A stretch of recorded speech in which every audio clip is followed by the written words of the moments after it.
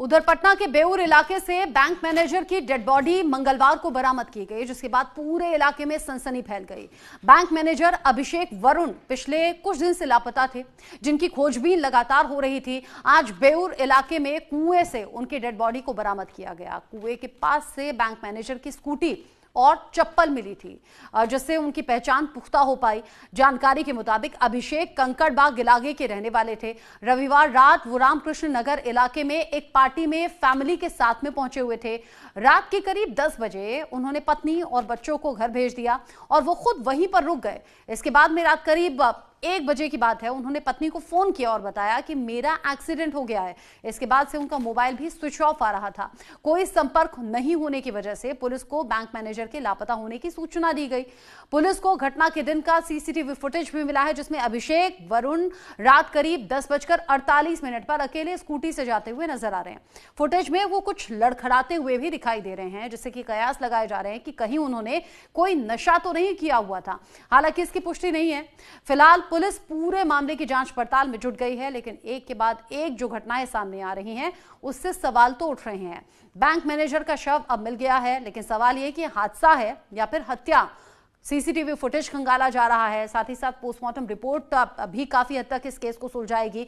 अब हादसा है हत्या, पटना के बेउर इलाके में जहां से बैंक मैनेजर की डेड बॉडी मिली है, जांच वहीं से शुरू की गई है।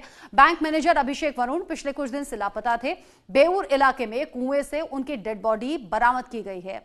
कुएं के पास से ही बैंक मैनेजर की स्कूटी भी मिली, चप्पल भी मिली। अभिषेक कंकड़बाग इलाके के रहने वाले थे। रविवार रात की घटना है, जब रामकृष्ण नगर में फैमिली के साथ वो पार्टी में गए थे। रात के करीब 10 बजे उन्होंने पत्नी और बच्चों को घर वापस भेज दिया था। रात 1 बजे पत्नी को फोन कर बताया था कि मेरा एक्सीडेंट हो गया है। मोबाइल स्विच ऑफ होने के बाद अभिषेक से कोई संपर्क हो नहीं पाया। गुमशुदगी की शिकायत पर पुलिस ने अभिषेक की तलाश शुरू की और ये तलाश कुछ इस तरीके से खत्म हुई कि कुएं से उनकी डेड बॉडी मिली है। परिवार वालों को अंदेशा था अनहोनी का, इसी के चलते पुलिस में रिपोर्ट कराई गई थी, क्योंकि मोबाइल स्विच ऑफ होने के बाद कोई संपर्क हो नहीं पाया था। अब अभिषेक वरुण की मौत को लेकर सवाल ये कि हत्या है या फिर ये कोई हादसा क्या हो सकता है। पुलिस इस पूरे मामले को लेकर जांच पड़ताल कर रही है। साथ ही साथ बिहार में चूंकि चुनावी साल है और मैदान पूरा का पूरा तैयार है, क्राइम को लेकर यहां नेता जो हैं वो आपस में वार पलटवार का खेल कर रहे हैं। यानी कि सवाल ये हो रहा है कि ये क्राइम बढ़ता क्यों जा रहा है। विपक्ष सवाल पूछ रहा है और सत्ता पक्ष कह रहा है कि हम इस पर कंट्रोल कर रहे हैं। तेजस्वी यादव लगातार हो रहे मर्डर को लेकर सरकार पर हमलावर हैं। तेजस्वी ने कहा है कि एनडीए सरकार में कोई सच्चाई सुनने वाला है ही नहीं, गलती स्वीकार करने वाला है नहीं।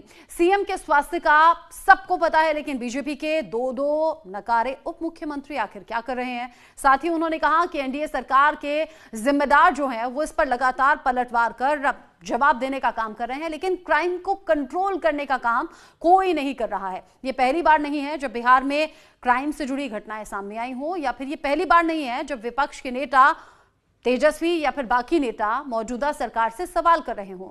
नेता प्रतिपक्ष तेजस्वी यादव ने बिहार में जंगल राज को लेकर एक बार फिर से नीतीश सरकार पर तीखा हमला बोला। उन्होंने क्या कहा, सुनिए।